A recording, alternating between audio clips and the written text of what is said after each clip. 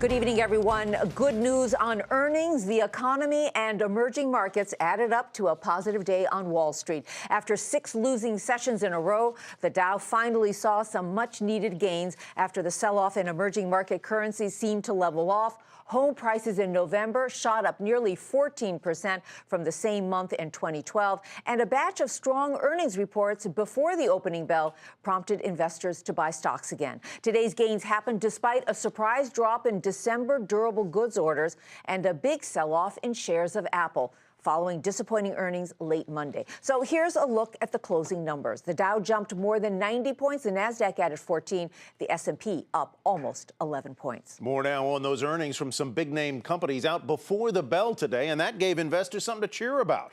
Morgan Brennan has our report.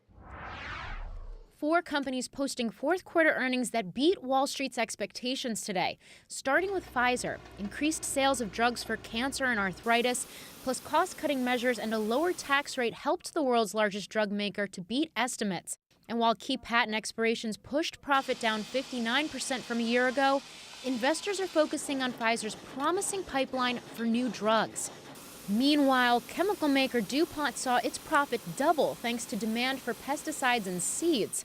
The company has been aggressively expanding its agriculture division, offsetting a volatile performance chemicals unit it plans to spin off. DuPont is also announcing a stock buyback program. And Ford speeding past expectations thanks to record profits in North America. Here's what Ford CFO Robert Shanks had to say about it. This was a great year. It was one of the best in our history, as you pointed out, and so many accolades that we could talk about, but very, very strong year and sets us up very well for what we're going to do this year with all the launch of new products that we've got ahead of us, including the all-new F-Series for that stronger growth and results in 15 and beyond. Ford is planning to introduce 23 new vehicles worldwide in 2014.